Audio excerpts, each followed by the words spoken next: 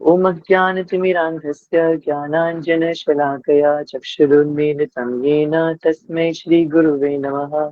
श्रीचैतन्यमनोभीष्टं स्थापितं येन भूतले स्वयं रूपः कदा मह्यं ददाति स्वपदान्तिकं।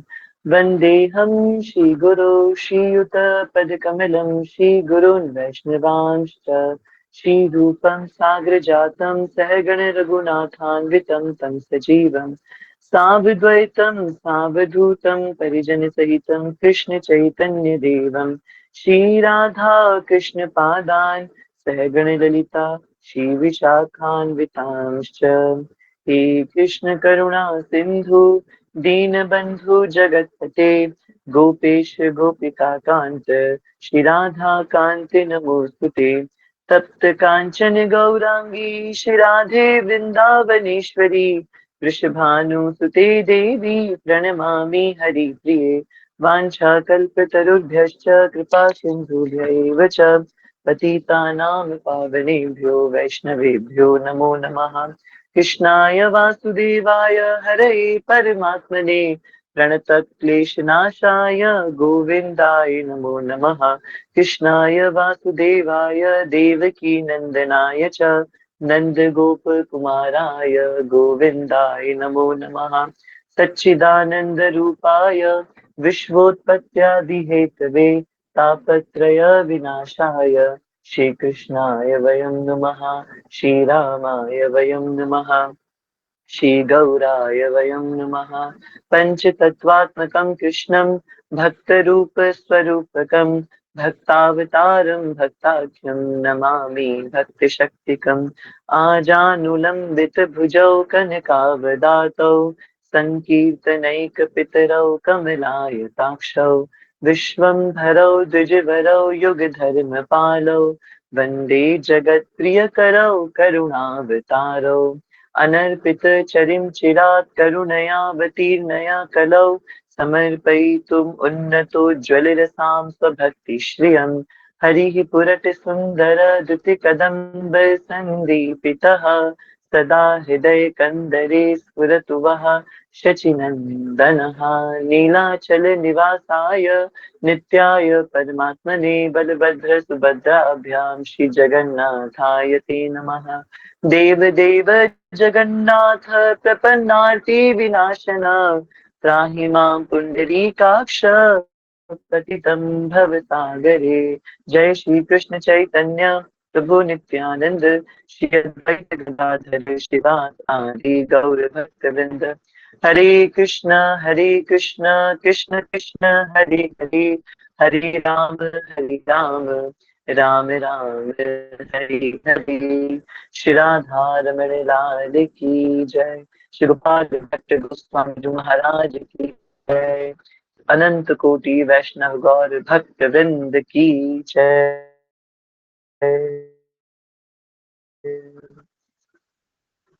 हरे कृष्णा। हम आप सभी भक्तों का हार्दिक स्वागत करते हैं रमन परिकर के आषाढ़ मास के आज के द्वादश दिवस के संकल्प के अंदर। सर्वप्रथम हम आप सबसे क्षमा प्रार्थी है कल की और आज की कक्षा में थोड़ा विलंब होने के लिए। कक्षा क्योंकि पूर्व के समय पर नए भक्तों की कक्षा होने के कारण कक्षा का समय थोड़ा 5 से 10 मिनट व्यतिरेक हो जाता है। इस कारण से हमारी कक्षा थोड़ा एक्सटेंडेड वर्जन में चल रही है। और उनकी कक्षा वास्तव में वैसे तो 8:30 बजे की है, पर व्यस्तता के कारण हम 8:30 पे नहीं शुरू कर पाते, उसको 9 बजे शुरू करना पड़ता है। जिस कारण से थोड़ी चीजें ऊपर नीचे होती हैं, पर ठाकुर जी की इच्छा, ठाकुर जी का आनंद, भगवान की कृपा से सब कुछ हो रहा है। आषाढ़ के इस दिव्य महीने के अंदर हम सभी ने संकल्प धारण किया है कि हम इस पूरे महीने जगन्नाथ जी की दिव्य कथामृतम का श्रवण करेंगे। ये हमारा अटूट संकल्प है और इसी संकल्प को धारण करते हुए हम जगन्नाथ जी का नाम स्मरण कर रहे हैं, कुछ उनका गायन करने का प्रयास कर रहे हैं और अपने रोजाना के सत्रों के अंदर हम श्री जगन्नाथ महाप्रभु की कथा को श्रवण कर रहे हैं। जगन्नाथ कथा स्वयं कृष्ण कथा और भागवत कथा से अभिन्न है, तो ये ऐसी दिव्य कथा हम श्रवण कर रहे हैं जो वास्तव में इतनी कहीं सुनी या गाई नहीं जाती। आषाढ़ के इस पवित्र महीने के अंदर जिसमें रथ यात्रा का दिव्य मनोरथ आने वाला है, उसी महीने में हम ये जगन्नाथ महाप्रभु के कथामृतम को सुन रहे हैं, ये हम सबका अत्यंत परम सौभाग्य है। कथा को शुरू करने से पूर्व भगवान माधव देव जो रोज जीवन में कुछ ऐसी घटना देते हैं जो मुझे लगता है कि आप सभी से साझा करनी चाहिए, और कहीं ना कहीं वो हमारी कथा का एक मूल आधार बन पाती है। कथा तो अनंत है, हरि अनंत हरि कथा अनंता, और कही सुनहि बहुविधि सब संता। हमने गौरांग कथा ली, हमने रामचरितमानस की कथा ली, और भक्तों की कथा ली, और अब हम जगन्नाथ जी की कथा श्रवण कर रहे हैं। तो कथा तो अपरिमित है, अपार है। कथा तो निश्चित रूप से कितना वर्णन करो, हर बार कम ही है। तो सबसे ज्यादा सीखने वाली बात यह है कि हम उस कथा से समझ क्या पा रहे, सीख क्या पा रहे हैं। कल की कक्षा में हमने हरे कृष्ण महामंत्र की धैर्यता को समझा कि यदि ये हरे कृष्ण महामंत्र 10 मिनट में होने वाला महामंत्र यदि 25 मिनट 35 मिनट में भी हो रहा है, हम लोग जुड़ रहे हैं रात के 11 बजे या पौने 11 बजे की कक्षा का कुछ कोर पाठ चल रहा होगा, कुछ मेन पाठ चल रहा होगा, और हम क्या देखते हैं अभी तो हरिनाम ही चल रहा है, और हम तुरंत एग्जिट मारेंगे या हम कक्षा में बने रहेंगे। ये अपने आप से किया जाने वाला एक प्रश्न है। मैं ऐसे प्रश्न अक्सर अपने आप से पूछता रहता हूँ कि यदि आज सागर प्रभु ने कक्षा लेनी है, मैं एक श्रोता हूँ और मैं कक्षा में थोड़ा विलंब से जुड़ा, पर मैं क्या देखता हूँ अभी तो हरिनाम ही चल रहा है, तो चलो ठीक है एग्जिट मार दिया कक्षा से, कोई बात नहीं। अरे आज अक्षय तो कक्षा अटेंड नहीं कर रहा, किसी ने प्रश्न किया, मैंने कहा नहीं कक्षा में ज्यादा कुछ खास नहीं हो रहा है, अभी तो हरिनाम ही चल रहा है। तो प्रश्न ये मन में आना चाहिए, क्या हरिनाम से भी खास कुछ हो सकता है कक्षा के अंदर? क्या हरिनाम से भी खास कुछ हो सकता है? क्या उससे बड़ा भी कुछ कक्षा में हो सकता है? अगर कक्षा में कोई कथा नहीं हो रही है, कोई कोई सिद्धांत स्थापित नहीं हो रहा है, बिल्कुल चलेगा। कक्षा में पूरा आधा 1 घंटा सिर्फ हरिनाम हो रहा है, तो सब कुछ हो रहा है, सब कुछ हो रहा है। तो कल की कक्षा एकादशी, योगिनी एकादशी का परम पवित्र दिन था। इस सिद्धांत को हमने समझा कि हरिनाम ही सब कुछ है, हरिनाम ही सार है। फिर हमने योगिनी एकादशी की दिव्य कथा को श्रवण किया, एवं जन्म जन्मांतर के रोगों को खत्म करने वाली ये योगिनी एकादशी हमारे जीवन के किस, वॉइस ब्रेक हो रही है। ओके, ठीक है। Sufficient but apart from this can't be sufficient. हाँ बिल्कुल, बिल्कुल सही बात है, बिल्कुल सही बात है जीतू। हरिनाम बिल्कुल सफिशिएंट है, पर बिना हरिनाम के यदि कुछ हो रहा है तो वो बिल्कुल सफिशिएंट नहीं है ना? एडजस्टेबल है वॉइस, ओके। अब तो ठीक आ रही होगी मेरे ख्याल से, अब टावर सही आ रहा है मेरे फोन में, तो आई थिंक अब ब्रेक नहीं हो रही होगी आवाज, है ना? शोभने कृष्ण प्रभु जी की खूब जय जयकार हो। राधा रमन देव जो शोभने कृष्ण प्रभु जी से बड़ी सेवाएं ले रहे हैं, कभी तुलसी आरती कर रहे हैं, तो कभी श्रृंगार आरती कर रहे हैं, तो कभी गुरु पूजा में प्रभुपाद जी को परिक्रमा करवा रहे हैं। तो खूब आनंद हो रहा है। शोभने कृष्ण प्रभु जी के जीवन में जो जिज्ञासा थी, वो जिज्ञासा राधा रमन देव जो बड़े आनंद से पूरा कर रहे हैं। और रमन परिकर के लिए तो खूब शान की बात है, शान प्रभु जी हमारे शान बन रहे हैं, क्योंकि शान प्रभु जी रमन परिकर का प्रतिनिधित्व करते हुए राधा वल्लभ मंदिर में खूब आनंद से सेवा कर रहे हैं। तो ये वास्तव में हमारे लिए भी शान की बात है। शान प्रभु जी रमन परिकर का प्रतिनिधित्व कर रहे हैं, उनके रूप में पूरा रमन परिकर ही तो है वहां पे, जो वहां पे सेवा कर रहा है। तो आपकी खूब जय जयकार हो शान प्रभु जी। प्रार्थनाएं आपके लिए कि आप खूब आगे बढ़े और इसी प्रकार अपने जीवन में उन्नति करते रहे, भक्ति में उन्नति आपके जीवन में जारी रहे, ऐसी राधा धन्यवाद रमन जी सर से जी। हृदय से प्रार्थना है ना? श्री राधे। जी प्रभु श्री जी, राधे। प्रभु जी आपका आशीर्वाद है। आपने जो मुझे डायरेक्शन दी है और सेवा करने का जो एक विशिष्ट भाव मुझे प्रदान करा है, और उसी की वजह से प्रभु जी आज मैं अच्छे से सेवा कर पा रहा हूँ। और हमारी गुरु परंपरा के आचार्य चरणों का बहुत आशीर्वाद है। इसी इसी वजह से युगल किशोर मुझसे सेवा ले रहे हैं और मैं कर पा रहा हूँ, और एक अच्छा माध्यम बन पा रहा हूँ मैं गुरुदेव की कृपा का। और गुरुदेव से, अब गुरुदेव मुझसे कार्य कराना चाहते हैं, तो मैं वो माध्यम बनकर बहुत प्रसन्न हूँ प्रभु जी। Thank you so much. कल वाली मिस कर दी थी मैंने, ओके हाँ, थैंक यू सो मच शान प्रभु जी, आपका बहुत बहुत धन्यवाद। आप ऐसे ही आते रहिए, अरे, हमें बहुत खुशी होती है। तो जी हम जी कल की कक्षा का वर्णन सुन रहे थे। कल हमने योगिनी एकादशी में समझा कि ये एकादशी जन्म जन्मांतर के रोगों को विनाश करने वाली एकादशी है। और योगिनी एकादशी हमारे जीवन में किन रोगों का विनाश करती है। और मैं एक आपको बात बताऊं, जब भी मैं कोई बात बोलता हूँ उस चीज को राधा रमन लाल मेरे जीवन में भी प्रैक्टिकली प्रकट करते हैं। ये शो करते हैं कि जो मैंने बात बोली है वो मेरे ऊपर कितनी इम्प्लीमेंट हो रही है। तो ऐसी कुछ लीलाएं घटित होती है जो मुझे भी उससे सीखने को मिलता है। कि रोग खत्म हो रहे हैं तो कौन से रोग खत्म हो रहे हैं। राधा रमन लाल इसका प्रश्न मुझसे भी पूछते थे, तो खूब आनंद है इस बात का। फिर हमने जाना कल की कक्षा में अ, भक्तों के भाव के बारे में। हमने 3 परिक्रमा करने वाले बाबा जी महाराज के दर्शन करे, जो वृंदावन धाम की नित्य परिक्रमा करते हैं, है ना। तत्पश्चात हमने जगन्नाथ कथामृतम में विद्यापति जी की कथा को श्रवण किया। इससे पूर्व कि हम विद्यापति जी की आज के प्रसंग को आगे बढ़ाए, है ना, प्रसंग तो आगे बढ़ ही जाएगा, प्रसंग को व्यक्त करने में कितना समय लगेगा, पर मूल तथ्य जो मैं साझा करना चाहता हूँ आप सभी के संग में। भगवान मुझे आज एक भक्त ने प्रश्न पूछा कि प्रभु जी कृपा किसे कहते हैं, है ना। ऑल्दो ये प्रश्न बहुत बार वो पूछ चुके हैं और कई सारे वैष्णवों से वो पूछ चुके हैं, परंतु फिर भी उन्होंने प्रश्न किया प्रभु जी कृपा किसे कहते हैं। और अगर मेरे ऊपर कोई कृपा हो रही है, अगर मेरे ऊपर किसी चीज की कृपा हुई है ना, कोई अहेतु की कृपा हो गई, पर मैं उस कृपा के लायक नहीं हूँ, मैं उस कृपा को डिजर्व नहीं करता, तो क्या इसका अर्थ ये है कि मुझे वो जो चीज प्राप्त हुई है उसको मुझे लौटा देना चाहिए? क्या इसका अर्थ ये है ना, कि मुझे जो चीज मिली है मुझे उस चीज को लौटा देना चाहिए? उदाहरण के तौर पे आप राधारमण मंदिर गए और राधारमण मंदिर में जाकर के आपको कुलिया मिल गई, ठीक है, और कुलिया प्रसादी मिल गई। अब किसी ने कहा बाहर निकलने के बाद किसी मित्र ने कहा आपको कि भाई तुझे कुलिया मिली है, तुझे पता है वहां पे कौन खड़ा था? वहां पे अक्षय प्रभु जी खड़े थे। तुझे पता है वहां पे सागर प्रभु जी खड़े थे, वहां पे आनंद धाम प्रभु जी खड़े थे, और इतने, और तुझे पता है वहां पे प्राणेश रमन प्रभु जी खड़े थे, इतने श्रेष्ठ श्रेष्ठ वैष्णव खड़े थे वहां पे। तुझे कुलिया मिली तो तुझे क्या करना चाहिए था? तुझे उनको देनी चाहिए थी कुलिया, तुझे सबसे पहले उनको देनी चाहिए थी कुलिया। और अच्छा चल तुझे कुलिया मिल भी गई, तुझे ये कुलिया मिली, तुझे ये इनाम मिला, ठीक है, तुझे उपहार मिला, निश्चित रूप से या ये परिस्थिति हो सकती है कि अक्षय भैया के पास कुलिया आई और अक्षय भैया के पास एक ऑप्शन था कि अक्षय भैया वो कुलिया किसको देंगे। तो अक्षय भैया ने क्या किया, एक अमूक भक्त को वो कुलिया प्रदान कर दी। उदाहरण के तौर पे प्रिय कृष्ण प्रभु जी को कुलिया प्रदान कर दी, ठीक है। या फिर हमने और किन का नाम ले, श्री कृष्ण प्रभु तो हमारे वैसे ही श्रेष्ठ वैष्णव है, ठीक है। मुझे प्रभु जी, हम मुझे चाहिए, मुझे। तो चलिए शोभ ने कृष्ण प्रभु जी को हमने वो कुलिया प्रदान कर दी, अक्षय भैया ने, ठीक है। अब किसी ने शोभ ने कृष्ण प्रभु जी से कहा कि आपको पता है उस सभा के अंदर कितने लोग बैठे थे?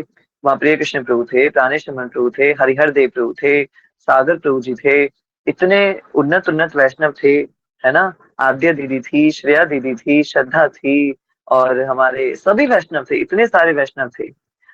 उनको ना दे करके अक्षय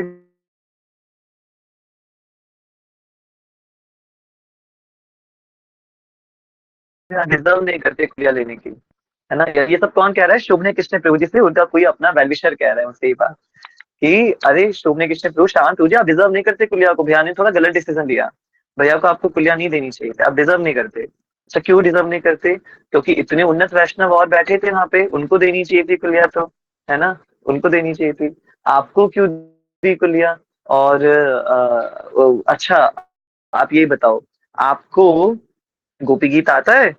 गोपी गीत आता है आपको? तो शोभने कृष्ण प्रभु जी का हाँ आता है, थोड़ा थोड़ा आता है। अच्छा ठीक है। अच्छा आप ये बताओ, आपको क्या कहते हैं पूरा नारायण कवच कंठस्थ है? तो शोभने कृष्ण प्रभु जी का नहीं ना, कंठस्थ तो नहीं है, अभी पढ़ना पड़ेगा मुझे, थोड़ा ये नहीं आता मुझे। अच्छा आप कक्षाओं में आते हो, रमन परिकर की कक्षाओं में आते हो? तो शोभने कृष्ण प्रभु जी ने कहा कि नहीं नहीं नहीं, मैं नहीं आ पाता कक्षा में, कभी कभी आता हूँ, कभी थोड़ी कक्षा छूट जाती है। अच्छा अच्छा आपको इस शास्त्र के गीता का ये चीज आपको आता है? तो शोभनी कृष्ण प्रभु जी का नहीं, ये तो अभी इतना नहीं आता। अब बताओ, आपको ये सब कुछ नहीं आता, और ये सब कुछ जानने वाले कितने वैष्णव है रमन परिकर के अंदर, उनको वो चीज ना मिल करके आपको वो चीज मिल गई। आप सोचो आप डिजर्व करते हो उस चीज के? बिल्कुल डिजर्व नहीं करते, बिल्कुल डिजर्व नहीं करते। गलत जो है डिसीजन गलत हो गया, है ना, डिसीजन गलत ले लिया गया। समझदार को इशारा काफी है। मैं क्या कहना चाहता हूँ, भक्तों को तथ्य समझ में आना चाहिए। तथ्य की बात ये है, अगर मैंने या किसी भी वैष्णवी ने, राधा रमन देवजू ने किसी को भी कोई चीज प्रदान करी है, किसी को भी कोई चीज प्रदान करी है, तो वो इसलिए प्रदान नहीं करी है कि वो कोई विशेष इंसान है या उसमें कोई विशेष चीज है या कुछ भी कारण है, कुछ भी कारण है। हमें समझना चाहिए, हम अगर मूलतः रमन परिकर की बात करें, चलिए हम और इधर-उधर नहीं जाते वरना बहुत से प्रश्न खड़े हो जाएँगे। हम अगर मेन अपने रमन परिकर की बात करें, हमारा रमन परिकर ज्ञानियों का परिकर नहीं है। मैं आपको सच बताऊँ, मेरी वी नरसिम्हा प्रभु जी जब मेरे सामने होते हैं और जब मैं अपनी भक्ति विक्षा कक्षा में होता हूँ, प्रभु जी जब मुझसे प्रश्न पूछते हैं तो मुझे ऐसा फ़ील हो रहा होता है, यार मैं क्या जवाब दूँ इस बात का? और जब मैं जवाब नहीं दे पाता तो मुझे होता है, यार प्रभु जी क्या सोचते होंगे ना मेरे बारे में? इसको इतनी छोटी-सी चीज़ का आंसर नहीं पता और ये चला है कक्षा लेने के लिए। ये मतलब इसको इतनी छोटी-सी चीज़ नहीं आती है। ये क्लास लेगा ये मूर्ख इंसान, क्या पढ़ाता होगा बच्चों को अपने रमन परिकर के अंदर, ये सबका बेड़ा करके सबकी रही-कुची भक्ति का विनाश कर देता होगा ये। मुझे सच में ऐसा फ़ील आता है कि वी नरसिम्हा प्रभु जी ये भाव सोचते होंगे मेरे बारे में कि मतलब मैं क्या ही प्रचार कर रहा हूँगा, इतनी छोटी-सी चीज़ नहीं आती मुझे। अभी तो प्रभु जी पता ही नहीं है। अभी तो वीनस में प्रभु पता ही नहीं तो आपकी सेवा किस प्रकार करते हैं भक्त लोग। तो वो प्रभु जी जिस दिन पता चल गया ना, उस दिन मुझे किराड़ी के गंदे नाले में ही फेंक देंगे प्रभु जी, किराड़ी आकर के।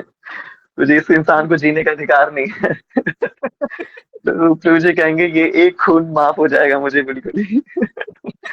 वो सच में तो अब ये बिल्कुल मेरे मन में और मुझे बिल्कुल प्रगाढ़ विश्वास आता है, प्रभु जी खड़े-खड़े ऐसे इज़्ज़त उतार देते हैं ना, जैसे गोपियों ने उद्धव की ज्ञान की गुदड़ियाँ उतारी, प्रभु जी हमारी इज़्ज़त उतारते, इज़्ज़त की गुदड़ियाँ उतारते हैं प्रभु जी हमारी।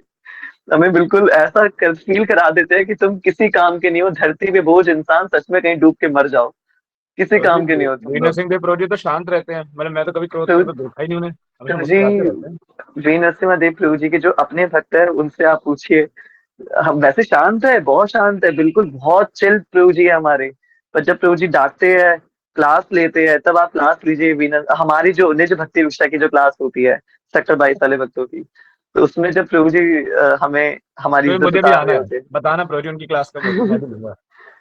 तो तो प्रभु जी एक टूक वो बात बोलते हैं, वहीं इज़्ज़त खत्म कर देते हैं। एक भक्त वी नरसिम्हा देव प्रभु जी के पास गए, प्रभु जी कंठी पहननी है आपके हाथों से, कंठी माला मुझे पहना दीजिए। तो प्रभु जी ने कहा, अच्छा क्यों पहननी है कंठी? अच्छा पहली कंठी किनके हाथों से पहनी थी? तो उन्होंने बताया कि ऐसे अमुक-अमुक के हाथों से पहनी थी, अपने हाथों से ही पहन ली थी। तो प्रभु जी ने कहा कि ठीक है, ये भी अपने हाथों से ही पहन लो। तो फिर प्रभु जी ने कहा नहीं, आपके अ, हस्त कमलों से आपके पहनेंगे। आपके हस्त कमलों से पहनेंगे, आपके हाथों से पहननी है। तो उसने कहा देखो ऐसा कुछ होता नहीं है कि कोई सीनियर डिवोटी से पहन के कुछ खास हो जाएगा, आपकी भक्ति कुछ खास बढ़ जाएगी। ये सब कहने वाली बात होती है, खुद पहन लो, भक्ति जिससे करनी है वो उतनी भक्ति करेगा। नियम जिससे तोड़ने हैं वो श्रेष्ठ वैष्णव से कंठी पहन के भी नियम तोड़ेगा। तो कुछ इस तरीके का उत्तर प्रभु जी ने दिया। सारा भाव बासा तो कर दिया।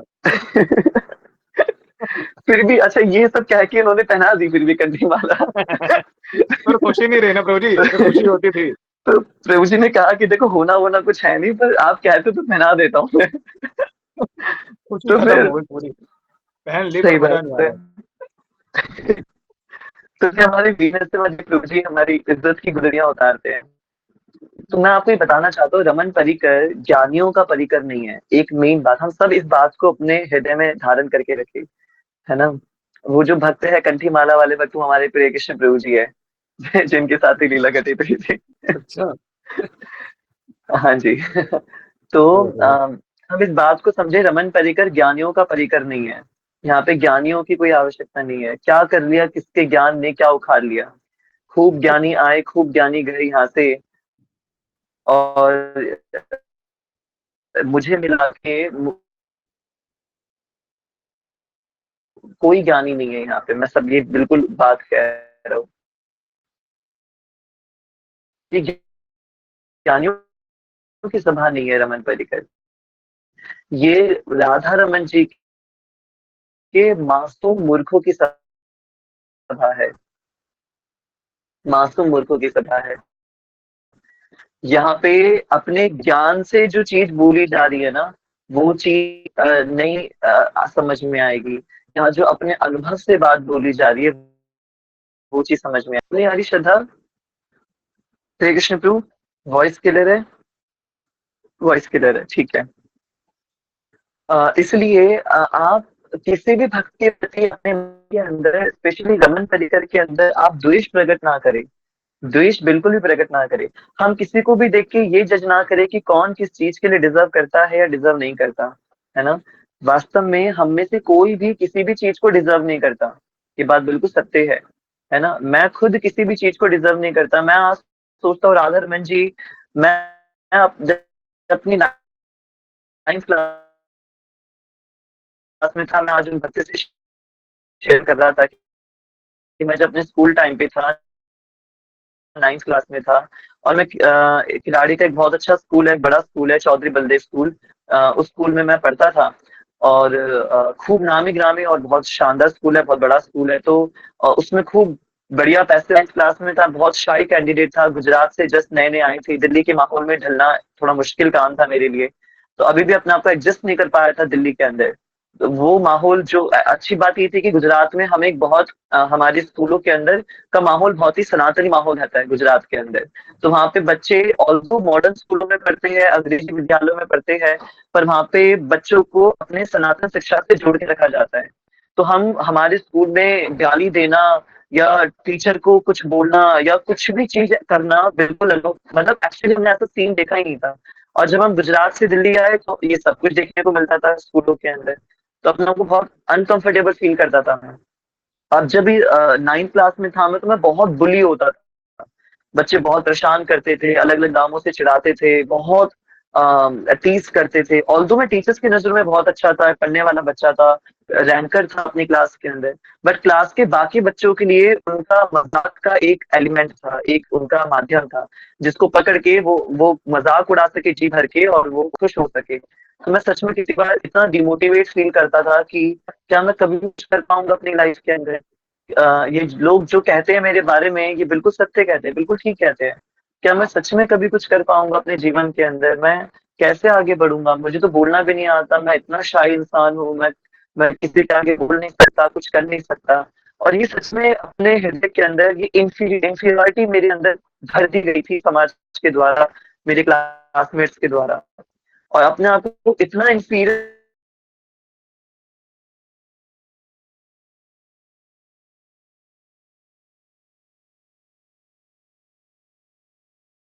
मानने लग गया था मैं कि मैं सच में बहुत इंफीरियर इंसान हूँ। और नहीं जाती रहेगी, वॉइस ब्रेक, संभवतः भारी होगी आवाज।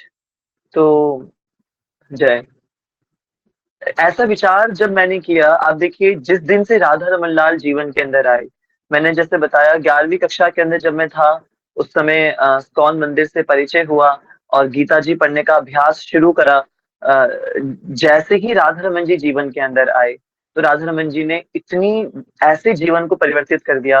मैं अपनी क्लास 11th के अंदर पहली बार मुझे एक प्रतियोगिता में जाने का मौका मिला, संस्कृत प्रतियोगिता में। सुल्तानपुरी के एक गवर्नमेंट स्कूल के अंदर हमारे जोनल लेवल का कंपटीशन था, जिसके अंदर संस्कृत में कम से कम 5 पन्नों का एक भाषण था, वो हमें सुनाना था। तो मुझे अपने विद्यालय से मौका मिला, हमारे संस्कृत वाले सर क्लास में आए, उन्होंने कहा संस्कृत की प्रतियोगिता है, कोई जाना चाहेगा? तो सब बच्चे मज़ाक-मज़ाक में एक-दूसरे का नाम ले रहे थे। सागर को याद होगा वो इंसिडेंट, हमारे अनंत झा सर थे। सब बच्चे बोल रहे थे, "सर इसको ले जाओ, सर इसको ले जाओ, सर इसको ले जाओ।" मज़ाक-मज़ाक में ये बात बोल रहे थे। कुछ बच्चों ने मुझे भी इंडिकेट करा। पश्चिम बिहार के स्कूल में मैं पढ़ता था, 11th क्लास के अंदर न्यू एडमिशन था। कुछ बच्चों ने मुझे भी इंडिकेट, अरे ये तो बड़ा साधु सा इंसान आया है, बड़ा ये अजीब सा लड़का है, सर इसको ले जाओ, इसको ले जाओ, ये पंडित आ गया क्लास के अंदर, इसको ले जाओ, ये बोल लेगा संस्कृत। तो उस टाइम पे न जाने कहाँ से राधा रमन जी ने मुझे प्रेरणा दी और मुझे लगा कि यार भले ही ये लोग मजाक में बोल रहे हैं कि मैं बोल लूंगा, पर मैं सच में बोल लूंगा। मैं एक मौका चाहता हूँ, मैं सच में बोल सकता हूँ। मैं उन सर के पास गया, सामने से गया, सर बहुत परेशान थे क्योंकि कोई बच्चा पार्टिसिपेट ही नहीं करना चाहता था। मैंने कहा सर मैं पार्टिसिपेट करूंगा, आप मुझे बताइए क्या याद करना है। सर ने मुझे 5 पेज का एक संस्कृत में लिखा हुआ भाषण दिया। मैंने कहा बेटा ये याद करना है और 3 दिन बाद प्रतियोगिता है, आपको इसको सुनाना है। और राधा रमन जी की कृपा से मैंने 3 दिन लगा के उस पूरे भाषण को याद करा और वहां गया, वहां देखा मैंने कि मेरी तरह लगभग 70 बच्चे आए हुए हैं अलग अलग बड़े बड़े स्कूलों से, और उन सबने उतना अच्छा अच्छा भाषण याद करा है जैसा मैंने किया था। और खूब बढ़िया कांटे की टक्कर वाली प्रतियोगिता होती है वहां पे। बस मैंने मन में भगवान का नाम लेके जितना जैसे याद किया उसको सुना दिया। पहली बार स्टेज पे जाकर के स्पीच देने का मौका मिला, वो भी संस्कृत भाषा के अंदर। तो वो जब करने का अवसर प्राप्त हुआ, अ, उसने बस मेरी एक हेजिटेशन को खोल दिया। और कमाल की बात ये है कि मैं ज़ोन के अंदर थर्ड आ गया। पूरे ज़ोन के अंदर थर्ड आ गया और मुझे आगे के कॉम्पिटिशन में भी जाने का अवसर मिला। फिर ज़ोनल के बाद मैं डिस्ट्रिक्ट लेवल पे गया, डिस्ट्रिक्ट लेवल पे मैं फर्स्ट आ गया और डिस्ट्रिक्ट के बाद फिर मुझे दिल्ली स्टेट लेवल पे जाने का मौका मिला उसी प्रतियोगिता के अंदर। और जब मैं इन प्रतियोगिता में हिस्सा लिया और हमारे एनएन झा सर ने स्कूल के पूरे स्टेज के सामने मुझे खड़ा कर दिया और मुझे बोला कि यही वो विद्यार्थी है, और मुझे कुछ कैश प्राइज का भी नाम मिला। और सर ने कहा अब ये बच्चा आपको वही भाषण बोल के सुनाएगा जो इसने वहां पे उस स्कूल के अंदर बोला था। अब मैं सर की शक्ल देख रहा हूँ, सर ये क्या बोल दिया आपने? वहां तो जैसे तैसे करके याद करके बोला था, मैं सब भूल चुका हूँ, मैं क्या बोलूंगा। सर अनाउंसमेंट कर चुके थे, पूरी असेंबली बैठी हुई है, 3,000 बच्चा हमारे स्कूल में पढ़ता था। वो सारे बच्चे हमारे सामने बैठे हैं, मैं सोच रहा हूँ 3,000 बच्चे, मेरे सारे टीचर्स, क्या बोलूं मैं इनके आगे। और सर ने तो भांडव फोड़ दिया, बेइज्जती, घंघोर बेइज्जती हो जाएगी इन सब बच्चों के आगे। माइक आया, बिल्कुल पाँव शिवर कर रहे हैं। और जो स्मरण में आया, सर ने मुझे एक बात सिखाई थी, देखो इनमें से संस्कृत का धेला किसी को नहीं आता। तुम जो बोलोगे वो उसको समझ लेंगे, और कुछ समझ तो आना नहीं है। तो सबको बस आनंद हो जाएगा। तो बस इस बात को मन में स्मरण करके कि चलो वहां प्रतियोगिता थी, वहां पे तो संस्कृत समझने वाले बहुत प्रगाढ़ पंडित आए हुए थे।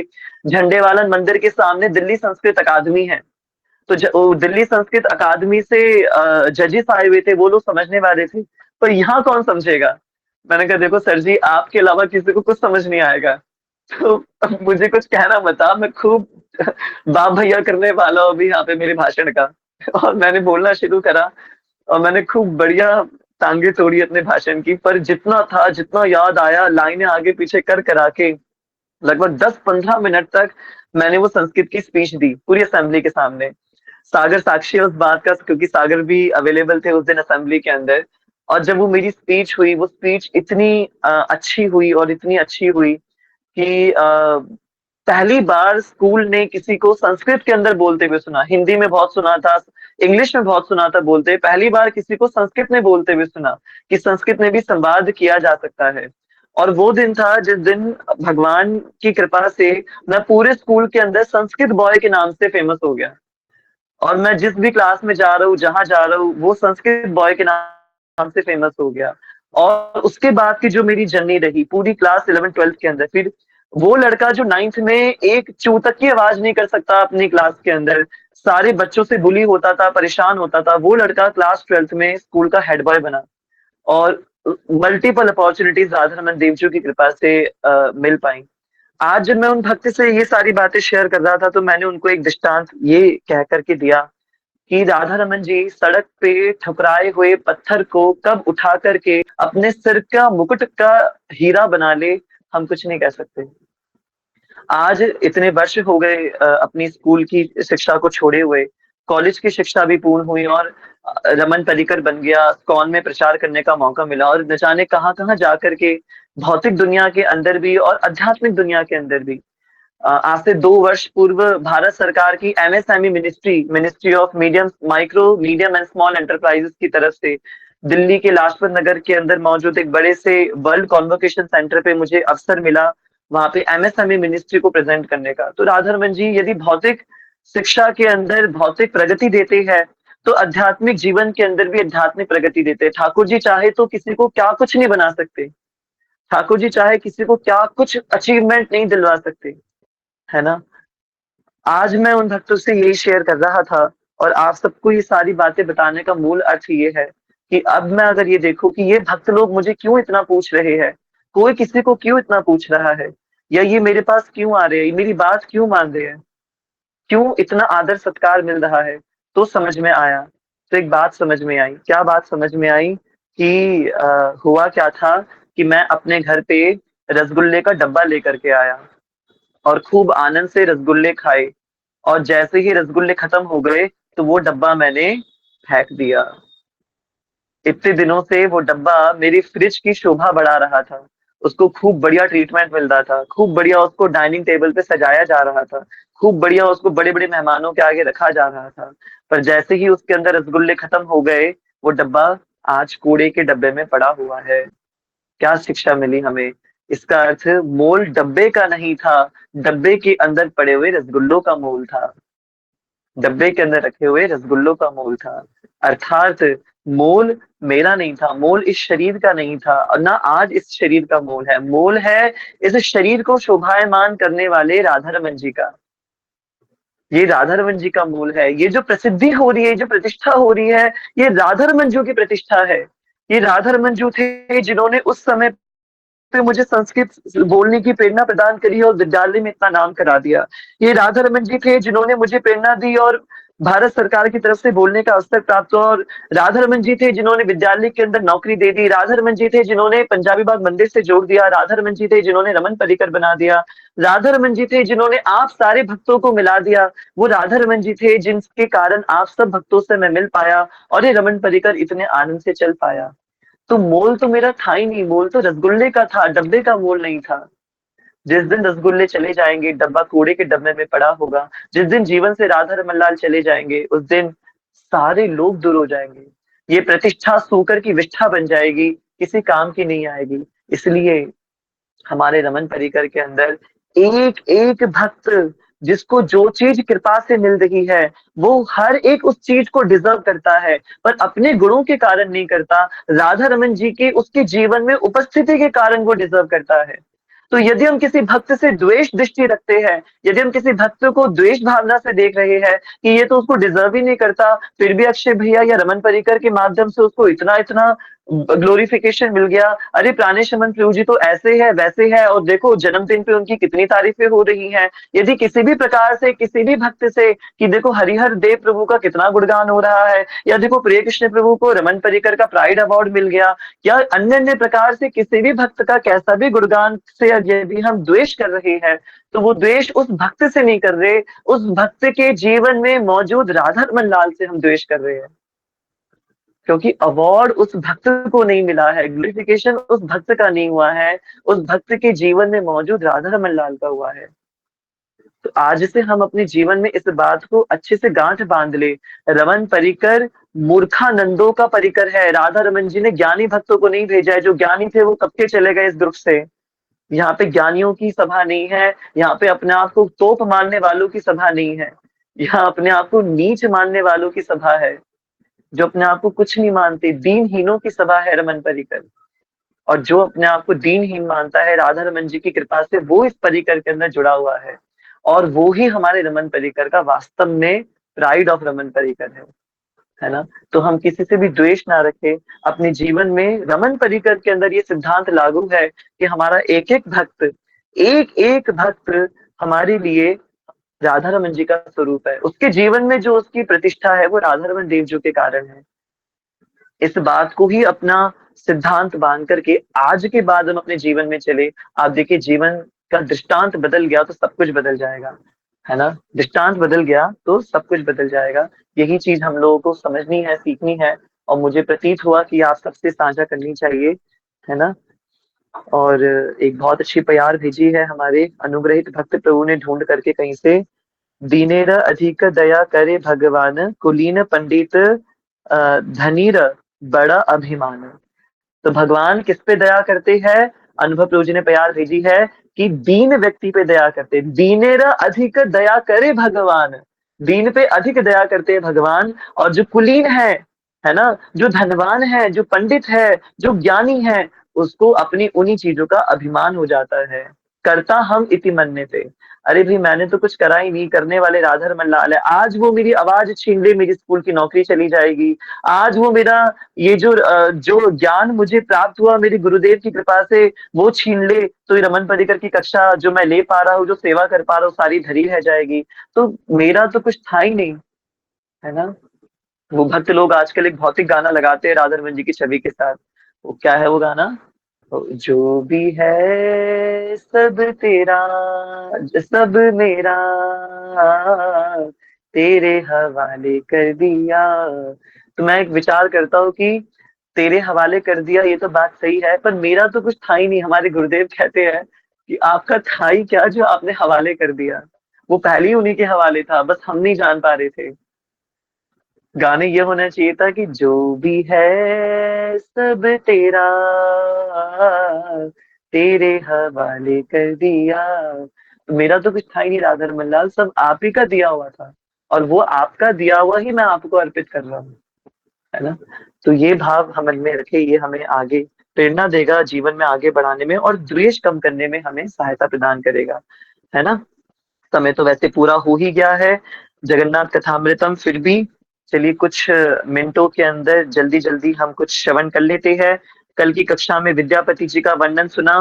विद्यापति जी बड़े आनंद से चले जाते हैं भगवान जगन्नाथ की खोज करने के लिए, और हमने श्रवण किया कि कैसे विद्यापति जी के मन में बड़ी हिलोरी उठ रही है कि आज मैं जगन्नाथ को देखूंगा, आज मैं नील माधव के दर्शन करूंगा, कब नीलांचल पर्वत आएगा, कब नीलाद्री आएगा। ऐसे सोच सोच के श्री विद्यापति जी आगे बढ़ रहे हैं। अंततः वो उत्कल प्रदेश में पहुंच जाते हैं, और पहुंचने के बाद जैसे ही पहुंचते हैं नीलाद्री पर्वत श्रृंखला आ जाती है। सघन वनों के कारण अंधेरा होता है, उस अंधेरे में उनको दीपक जलते हुए देखते हैं। पता चलता है दीपक की श्रृंखला को फॉलो करते करते जब जाते हैं तो एक आश्रम में पहुंच जाते हैं। पता चलता है ये वही आश्रम है जिस आश्रम के बारे में तीर्थ पुरोहित जी वर्णन कर रहे थे, और उस आश्रम का नाम होता है शबर दीपक आश्रम।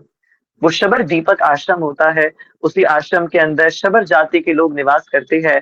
विद्यापति जी उस आश्रम को देख के अत्यंत सुखी हो जाते हैं, अत्यंत खुश हो जाते हैं, लगता है मानो भगवान नील माधव मिल ही गए हो, है ना।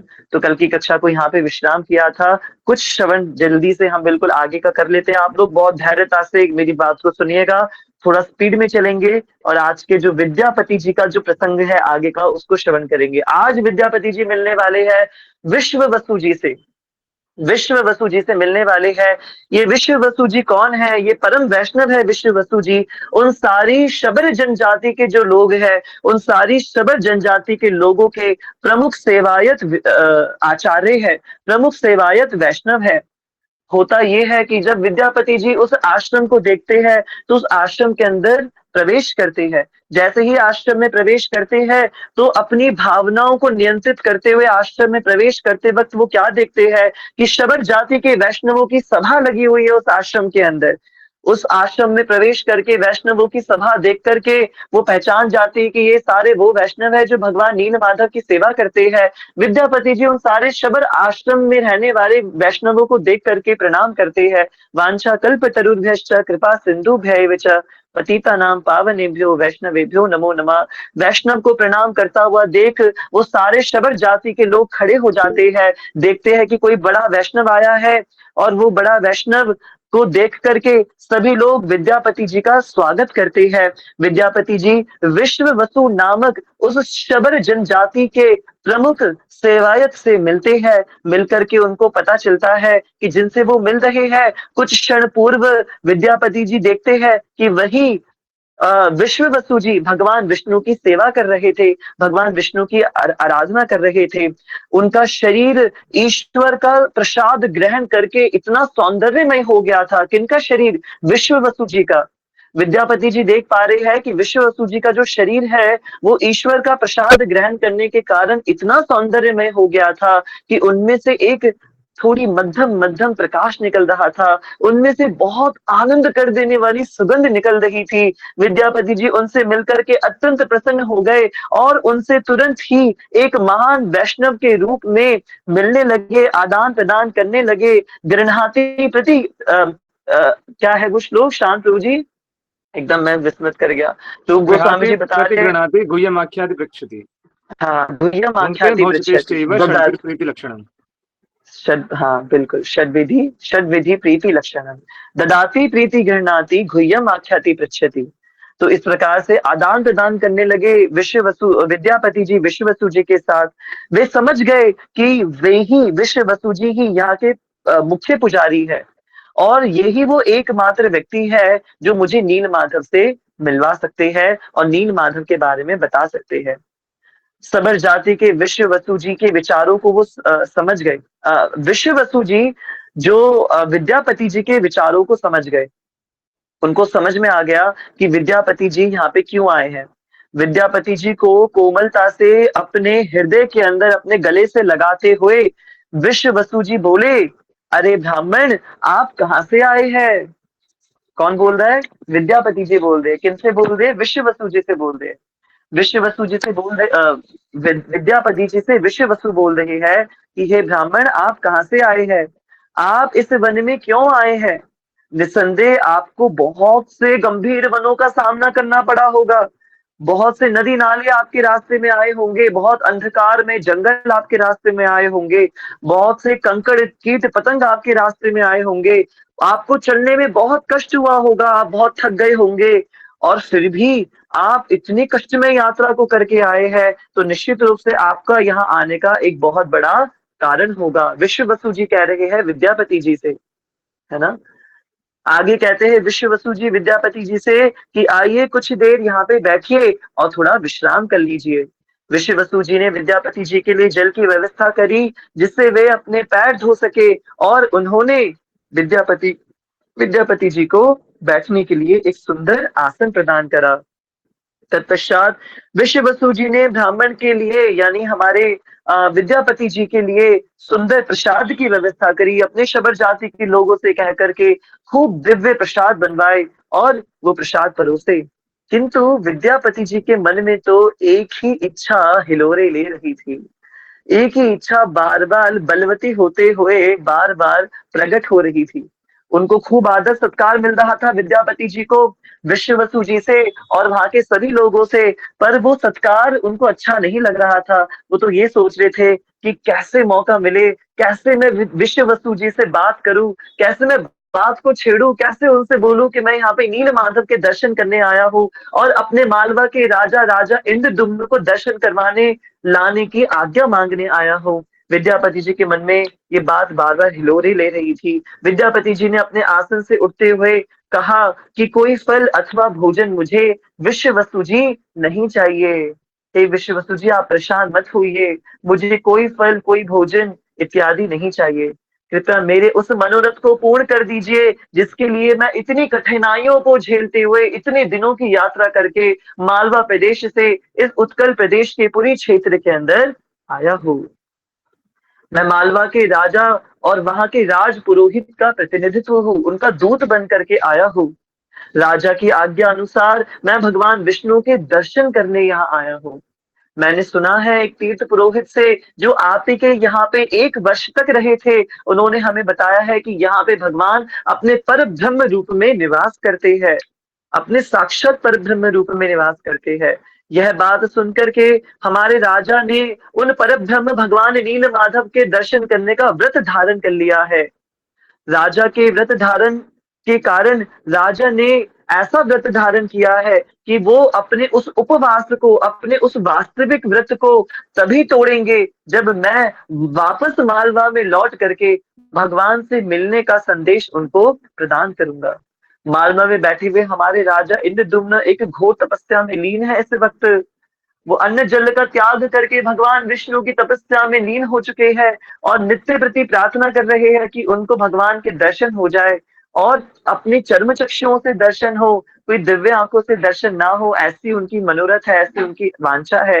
वो मेरे वापस लौटने का इंतजार कर रहे हैं। मेरे पास एक भी क्षण गंवाने को नहीं है, क्योंकि एक एक क्षण हमारे राजा को उनकी मृत्यु के करीब लेकर के जा रहा है। हमारे राजा अन्न जल का त्याग करके रथ में बैठे हुए हैं।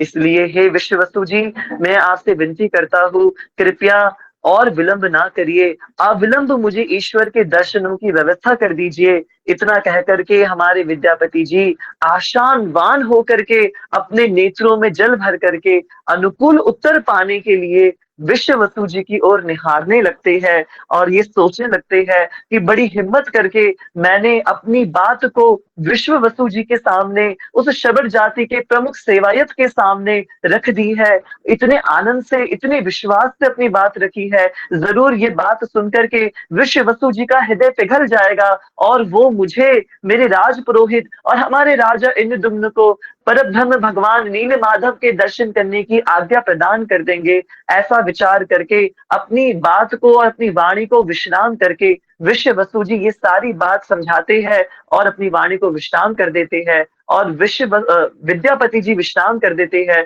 और विश्ववसु जी के सामने देखने लगते हैं उस आशा से कि अभी विश्व वसु जी उत्तर देंगे और कहेंगे कि ठीक है, हम आपको और आपके राजा को भगवान नील माधव के दर्शन करने की आज्ञा प्रदान करते हैं। अभी आज्ञा प्रदान नहीं करी है, पर विद्यापति जी ऐसा सोच रहे हैं कि मुझे ऐसा प्रत्युत्तर मिलेगा। बड़े आशावान होकर के विद्यापति जी विश्व वस्तु जी की ओर निहार रहे हैं कि मुझे एक पॉजिटिव आंसर मिलेगा, एक सच्चा आंसर मिलेगा। एक टकटकी लगा करके विद्यापति जी विश्व वस्तु को निहारने लगते हैं। श्री राधा रमण लाल की जय। है ना? तो अब क्या विश्व वसु जी विद्यापति जी को आज्ञा प्रदान करेंगे? और पहली बात, क्या विश्व वसु जी विद्यापति जी को भी नीलमाधव के दर्शन कराएंगे या नहीं कराएंगे? क्या विद्यापति जी दर्शन कर पाएंगे? और यदि कर पाएंगे तो क्या विद्यापति जी राजा को दर्शन करवाने की आज्ञा विश्व वसु जी से ले पाएंगे या नहीं ले पाएंगे? जानने के लिए बने रहिए हमारे साथ जगन्नाथ महाप्रभु की इस वेब सीरीज के अंदर। और आगे का एपिसोड कल हम आपको प्रदर्शित करेंगे। श्री जगन्नाथ बलदेव सुभद्रा महारानी की जय। तो आज की कक्षा में हमने छोटा सा ही प्रसंग लिया क्योंकि समय बहुत विचलित हो गया था पहले ही सिद्धांत को दृष्टांत को समझने के लिए, पर आपको आनंद हुआ होगा। विश्व वसु जी और विद्यापति जी की आज भेंट हुई है। अब देखने वाली बात है कि कल की कक्षा में क्या विश्व वसु जी विद्यापति जी को नील माधव जी के दर्शन कराएंगे या नहीं कराएंगे? इस बात को हम लोग जानेंगे, है ना? बिल्कुल वो क्या होता है, थ्रिलर बिल्कुल हमारे मन में बना रहे, सस्पेंस बना रहेगा मन के अंदर और खूब आनंद होता रहेगा। श्री राधे। सागर तूने कुछ गलत मैसेज भेज दिया है, शायद प्रिय कृष्ण प्रभु जी के लिए भेज रहे हैं वो, है ना? अभी तो मैं तो खुद ही स्कूल में पढ़ रहा हूँ सागर प्रभु, मैं तो अभी बहुत 17 साल का इंसान हूँ, छोटा सा बच्चा हूँ। ठीक।